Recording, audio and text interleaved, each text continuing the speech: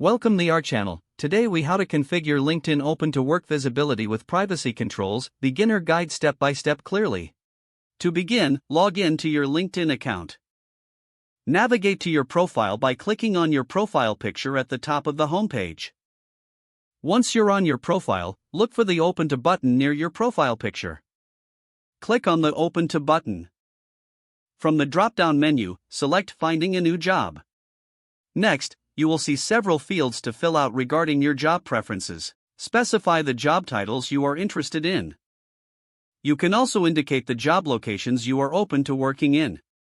Set your preferred start date according to your availability. Now, it's time to customize the visibility of your Open to Work status.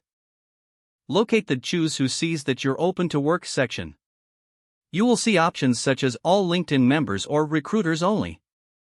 Select All LinkedIn Members if you wish for your network to see your open. Choose Recruiters Only if you want to limit visibility specifically to recruiters. After making your selection, review your settings to ensure they meet your needs.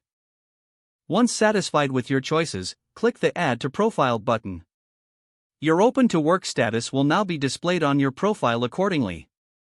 To adjust privacy settings further, click on the Me icon at the top of the home page. From the drop-down menu, select Settings and Privacy. In the Settings section, navigate to Visibility. Adjust your privacy settings based on your comfort level. Remember, you can always revisit these settings to make changes as needed. Finally, make sure to keep your profile updated with relevant information and experiences. If the page does not load, refresh the browser or try again in a private or incognito window. Make sure you are using the correct email address, then retype it carefully to avoid small typos. If your password is not accepted, use the reset option and create a new strong password you can remember. Check your spam folder for verification or security emails, then complete any requested confirmation steps.